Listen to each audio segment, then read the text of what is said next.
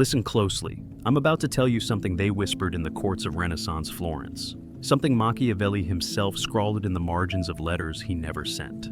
The greatest power you'll ever possess isn't in making someone love you. It's in making them realize, with a cold certainty that keeps them awake at 3 a.m., that losing you would leave a void so specific, so perfectly shaped like their particular brand of loneliness that no one else could ever fill it. There's an old Siberian folktale about a man who fell in love with winter herself. She would visit him only when the world was frozen, bringing with her the scent of pine needles crystallized in ice, the sound of silence so complete it hummed. He spent every summer building fires, collecting wood, preparing for her return. But one year, he decided to trap her, built walls of ice around his home, thinking if he could keep winter, he could keep her forever. You know what happened? She melted, disappeared into the floorboards like a ghost made of water. The moral isn't what you think.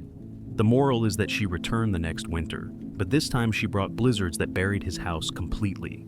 She loved him more fiercely when she knew he'd learned to let her leave. This is the architecture of modern desire. We've built cathedrals to our own neediness, and we wonder why the gods have stopped visiting. Picture this. A man sits across from a woman at dinner. The candle between them flickers. Beeswax, the expensive kind that burns too slowly and smells faintly of honey and Catholic guilt. He's memorized every possible response to every possible thing she might say. He's rehearsed his spontaneity. When she mentions her ex, he calculates the exact amount of disinterest required to seem secure, but not cold. 2 seconds of silence, a half smile, change the subject to something that makes him seem deep, but not pretentious. Nietzsche? Too much. That documentary about octopi? Perfect. He's performing availability while she's testing his limits, and neither of them realizes they're both actors in a play written by their therapists and dead fathers. But here's what the Renaissance courtiers knew, what every successful seducer from Casanova to that bartender who never texts back understands. Scarcity is the only currency that never inflates. A 24 study from the Journal of Interpersonal Dynamics found something delicious. People in relationships where one partner maintained what researchers called calibrated autonomy reported 73% higher relationship satisfaction than those in constant contact partnerships. But here's what the study didn't say, what it couldn't say without the ethics board having a collective aneurysm. The partner who maintained distance wasn't doing it strategically. They simply had a life so compelling, so utterly their own, that love became a choice rather than a refuge. You want to know the grotesque truth? Love has become our generation's opium. We mainline it through dating apps, chase it through therapy sessions that cost more than our grandparents' mortgages, inject it directly into our veins through text messages that arrive like dopamine pellets for lab rats who've learned to press the right button. We've confused intensity with intimacy, anxiety with passion, and emotional dependency with depth. There's a man I knew, let's call him Marcus, though that wasn't his name, and he might not have been entirely real, who understood this principle so thoroughly it was almost supernatural. Women would meet him and feel unsettled, not attracted exactly, not at first. He had this quality of being completely present and utterly elsewhere simultaneously, like a cat that's chosen to sit near you, but would be equally content sitting near a radiator. He never asked for phone numbers. He'd say something like, "If we're meant to continue this conversation, the universe has my address." And somehow, they always found him. The secret?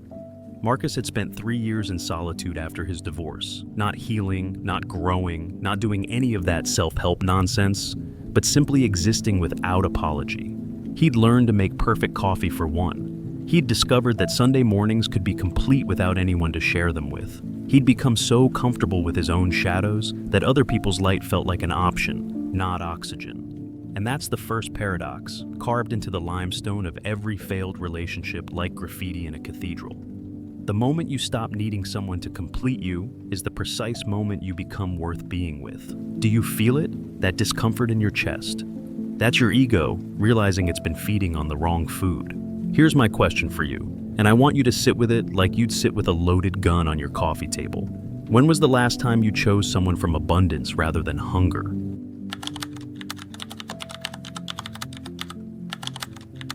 She only loves what's already dying. Have you ever noticed how funeral flowers smell sweeter than wedding bouquets? There's a biological reason for this. Lilies release more fragrance as they decay, a final, desperate seduction before the inevitable. This is also how most people love, most ardently when something is ending, most purely when it's already too late. I once knew a mortician's daughter who told me this. The living are liars, but the dead are finally honest. She had her father's hands, steady, clinical, intimate with endings, and her mother's eyes, which is to say, eyes that had learned to look through people rather than at them. She collected lovers like her father collected restoration fluid receipts, methodically, temporarily, with professional detachment. But here's the thing that would make Schopenhauer himself weep into his coffee. She wasn't cold. She was the warmest person I'd ever met. She just understood, with the clarity that comes from growing up in a house where death paid the mortgage, that everything we touch begins its journey toward absence.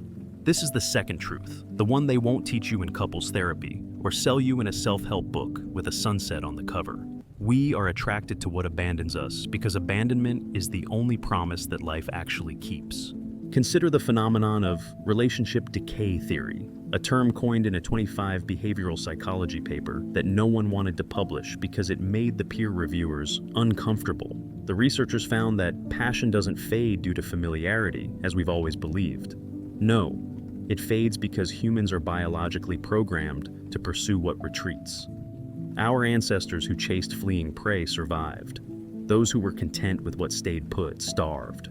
We're the hereditary children of hunters, and love is the ultimate prey that knows how to run. There's a Japanese phrase, mono no aware, which translates roughly to the pathos of things, or more poetically, the gentle sadness of transience.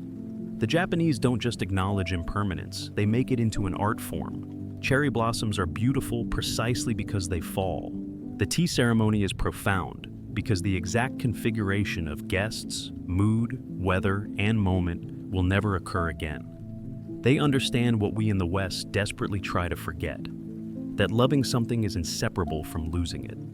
But here's where it gets deliciously dark, where Kierkegaard meets Tinder at 2 a.m. in a wine bar that's about to close. Modern love has become a monument to our terror of endings. We ghost instead of goodbye. We breadcrumb instead of break up. We keep people on read receipts like emotional life support, technically alive but functionally finished. We've created a generation of romantic zombies, relationships that shuffle forward, neither living nor properly dead, feeding on the scraps of what they used to be. The mortician's daughter understood something else, something she told me after 3 glasses of wine that tasted like regret and dark cherries. People think they want forever, but what they really want is to be chosen again tomorrow. And tomorrow, and tomorrow. Forever is lazy. Tomorrow is intentional. She had this lover once, a sculptor who worked exclusively with ice. Can you imagine the poetry of it? A woman who prepared the dead in love with a man who carved beauty from what would inevitably melt.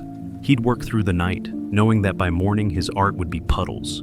She'd watch him work, understanding that the beauty wasn't. Despite the melting, but because of it. They lasted exactly 1 winter. When spring came, he moved to Alaska, and she let him go without a word of protest. Later, someone asked her if she missed him. She said, "How can you miss something that was perfect in its ending?" This is what we refuse to learn. The fear of loss is more binding than love itself. Think about your last relationship, the one that still visits you at 3 a.m., like a ghost that's lost its way. You don't miss them, not really. You miss the potential. You miss the story you were telling yourself about who you could be together. You're not mourning a person. You're mourning a possibility that was probably a lie anyway. The Stoics had a practice called premeditatio malorum, the premeditation of evils. They would visualize losing everything they loved, not from morbidity, but from wisdom. They understood that attachment is suffering, but more importantly, that the fear of detachment is paralysis. The mortician's daughter lived this philosophy without ever reading a word of Marcus Aurelius.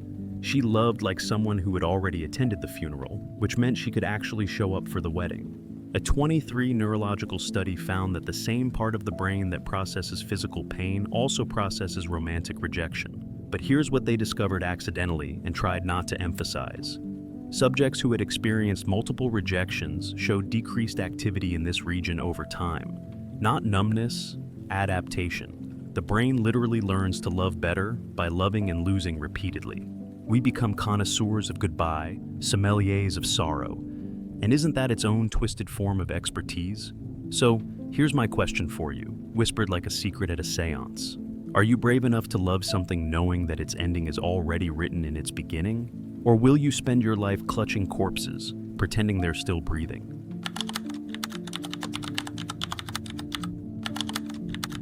They dressed their hunger in silk and called it civilization. Shh. Come closer. I need to tell you about the wolves. In 1764, in the province of Gévaudan, France, something began hunting young women. The beast of Gévaudan, they called it. Over 3 years, it killed more than 100 people, mostly women walking alone between villages.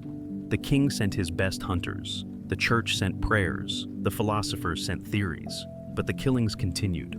You know what finally stopped it? A local hunter named Jean Chastel, who loaded his rifle with bullets he'd had blessed by a priest and made from silver he'd stolen from a church chalice. He killed something. History isn't clear what. And the attack stopped. But here's the part they don't teach in history class. 3 months later, every young woman in the province started wearing red cloaks. Not from fashion, from wisdom. They'd learned that sometimes the wolf isn't what's hunting you, it's what's protecting you from something worse. This brings us to the third truth, the one that tastes like expensive whiskey and cheap lies. Men become wolves not from wildness, but from the exhaustion of pretending to be dogs. There's something grotesquely beautiful happening in the sexual marketplace of 25. I use that term deliberately, though it makes my skin crawl like Victorian wallpaper in a damp house. Men are checking out. Not dramatically, not with manifestos or movements, but quietly, like guests leaving a party through the kitchen door. The soft withdrawal, researchers are calling it, though they're too nervous to publish their findings without 100 disclaimers about correlation versus causation. Picture the Palace of Versailles, 1789, right before everything went to hell. The aristocrats are still dancing, still powdering their wigs with flour, while peasants starve, still playing elaborate games of seduction that require 17 different types of cutlery and the ability to compliment someone in 3 languages while insulting them in a 4th.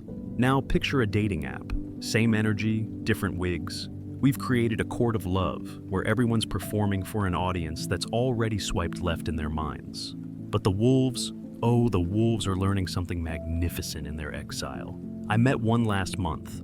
Let's call him Thomas, though he looked more like someone who'd been named something unfortunate like Bradley and chose to transcend it. He hadn't dated in 2 years. Not from hurt, not from some tragic backstory involving a woman named Jessica who took his dog and his dignity. He simply stopped. I realized, he told me over coffee, that he had made himself at 3 p.m. on a Tuesday, that I'd been auditioning for a role in someone else's play, and I didn't even like theater. Thomas had discovered what the mystics call the paradox of desire. The moment you stop wanting something is often the moment it becomes possible to have it.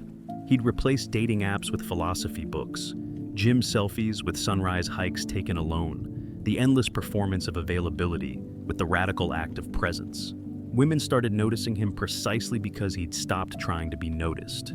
He'd become what the French call un homme fatal, not a man who destroys women, but a man who destroys women's addiction to emotional fast food. Nietzsche wrote, "The lonely one offers his hand too quickly to anyone he meets." But what happens when the lonely one learns to shake hands with his own solitude? What happens when men stop mistaking loneliness for aloneness? Stop conflating female validation with self-worth? Stop feeding the algorithm of artificial scarcity that turns every text message into a stock market transaction? Here's what the 24 data won't tell you directly, but whispers between the lines like a confession written in lemon juice, visible only when held over a flame. Male self-reported happiness is inversely correlated with dating app usage. The more they swipe, the more they shrink. But men who report 0 romantic pursuits for 6 months or longer show markers of psychological resilience typically only seen in monks and Navy SEALs. They're not giving up, they're graduating. The court of Versailles fell because everyone was so busy performing aristocracy that they forgot to notice the real aristocrats had already left for England. The modern sexual marketplace is collapsing for the same reason. The highest value players have realized the game itself is rigged, not just against them, but against everyone. The house always wins, and the house is loneliness dressed up as connection, addiction masquerading as love. There's an old Romanian proverb: the wolf changes his coat, but not his disposition. But what if that's backwards? What if the wolf's disposition never changed? What if we just finally stopped asking him to pretend to be a lapdog? Thomas told me something else, something that would make every dating coach in Los Angeles spontaneously combust. I don't want to be chosen anymore. I want to be discovered. Like a book in a library that someone pulls off the shelf, not because it was recommended or reviewed or featured on some list, but because something about its spine spoke to them in a frequency only they could hear. The Wolves of Versailles weren't the aristocrats or the revolutionaries. They were the ones who left before the party ended, who understood that sometimes the most radical act isn't to flip the table, but to stop showing up for dinner. They're building something in the wilderness, not a movement, not a philosophy, but something stranger. Lives of such complete sufficiency that love becomes a choice rather than a compulsion. Here's what I want you to consider, and I want you to consider it the way you'd consider a spider in your bedroom at midnight, with a mixture of fear and fascination. What if the thing you're chasing is the very thing that's keeping you tame? What if wildness isn't about hunting, but about choosing finally and completely to stop being hunted?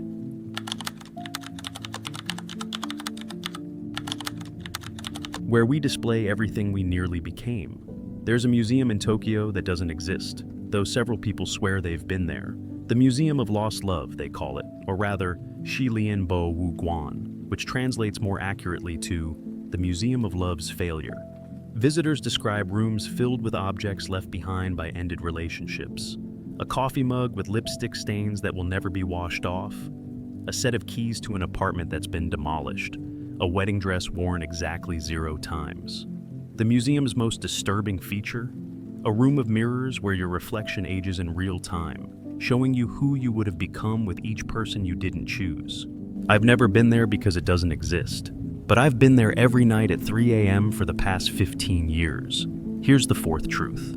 Served cold like revenge that's been fermenting in the basement of your subconscious. We don't mourn who left us. We mourn who we were when we believed they'd stay. Let me tell you about the cruelest psychological experiment never officially conducted, but performed daily in every city on Earth. Take a man, any man, and show him exactly who he could have been if he'd never learned to perform masculinity like a trained seal balancing a ball on his nose for fish. Show him the books he would have read if he hadn't been studying pickup artistry, the languages he would have learned if he hadn't been memorizing text game, the instruments gathering dust while he gathered matches on dating apps, like a squirrel preparing for a winter that never ends. Schopenhauer called it the will to life, this blind, stupid, relentless drive that makes us do things that destroy us while believing we're saving ourselves. But even Schopenhauer, pessimist laureate of the human condition, couldn't have predicted this. A generation of men so exhausted by the performance of desire that they have started choosing absence over presence, silence over speech, the echo over the voice. I know a man, let's call him Vincent because he paints but not with brushes, who keeps a journal of every woman he's ever loved. Not their names, not their faces, but who he was when he loved them. Page 23. The version of me who believed vulnerability was strength circa 2015 died when she screenshot my poetry and sent it to her group chat with laughing emojis. Page 47. The man who cooked elaborate dinners for 2019 now makes sandwiches over the sink. Page 98. The one who thought therapy would make him worthy of love, 21, discovered worthiness is a con game run by people selling worthiness. This is the museum of almost in its purest form. Not what we had and lost, but who we were and killed. A 2025 study in the Journal of Existential Psychology, yes, that's a real thing, and yes, the researchers all dress in black, found that men who experienced what they termed romantic identity fracture showed brain patterns similar to soldiers with combat PTSD. But here's the kicker. The trauma wasn't from the relationships ending, it was from the cognitive dissonance of maintaining false selves. They weren't wounded by love, they were wounded by performance. Have you ever watched a method actor try to break character after playing a role for too long? There's this moment of panic in their eyes, like they're not sure which voice is really theirs. That's every man who's been playing the role of emotionally available but not too eager, successful but not threatening, progressive but still traditionally masculine, vulnerable but not weak, interested but not desperate. For so long he's forgotten he was acting. The Museum of Almost has a gift shop, because even our tragedies have been commodified. You can buy a t-shirt that says, "I survived loving someone who was only capable of loving the idea of love." You can get a coffee mug that changes color when it's hot, revealing the words, "You were right to leave," in what looks suspiciously like your ex's handwriting. But the best seller, the item that's always sold out, is a simple black notebook labeled "People I Could Have Been." Here's what Kierkegaard understood that we don't. The sickness unto death isn't despair, it's the despair of not being able to despair properly anymore. We've become so numb to our own extinction that we document it on Instagram. We take selfies at our own funerals. We live tweet our emotional collapse and call it content. But some men, the ones who've spent too much time in the Museum of Almost, are discovering something terrifying and beautiful. You can burn the museum down. Not with anger, not with some dramatic gesture that would make a good story, but with the quiet decision to stop curating your wounds, to stop being a tourist in your own abandonment, to realize that every version of you that died was supposed to die. That transformation requires death, that the phoenix isn't beautiful because it rises, but because it had the courage to burn. Vincent, the painter who doesn't paint, told me this. I stopped reading the journal, not because it hurt too much, but because I realized I was becoming addicted to my own archaeology. I was so busy digging up dead versions of myself that I forgot I could just be alive. The Museum of Almost doesn't exist in Tokyo. It exists in that pause before you send a text you've rewritten 17 times. It exists in the space between who you are and who you pretend to be. It exists in the grammar of past tense you use to describe dreams that are still technically possible.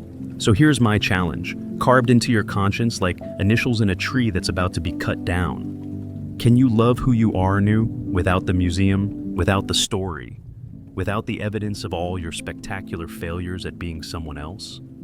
Or will you spend forever as a curator in a museum no one else can see, polishing exhibits of who you almost were?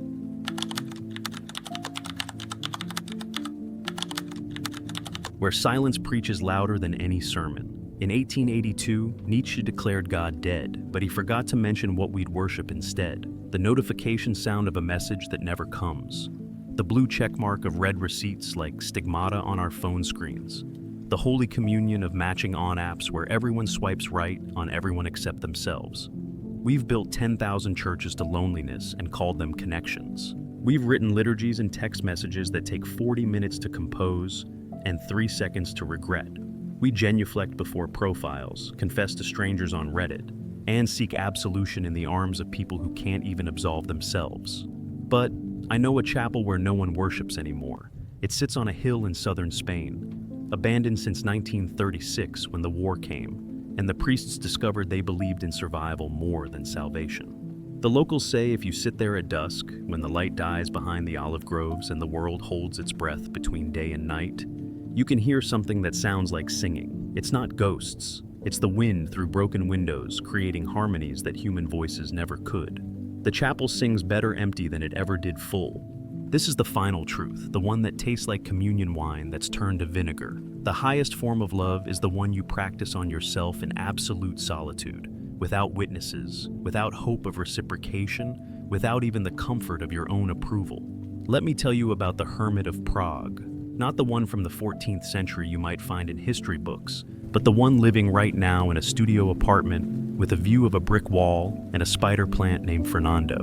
He discovered something in March of 23, though discovery isn't the right word. Recognition, remembering, awakening. He discovered that every love song ever written was actually about the same thing: the terror of being alone with yourself and finding the company insufficient. He'd been a serial monogamist since he was 15. 11 relationships, each one a desperate attempt to avoid the committee meeting in his head where every version of himself argued about who he really was. Sarah taught him to like wine. Jennifer taught him to pretend to like jazz. Michael, yes, Michael, taught him that sexuality was a spectrum, and he was somewhere near the middle, desperately clinging to wherever anyone else wanted him to be. Each relationship was another coat of paint over a wall that was rotting from the inside.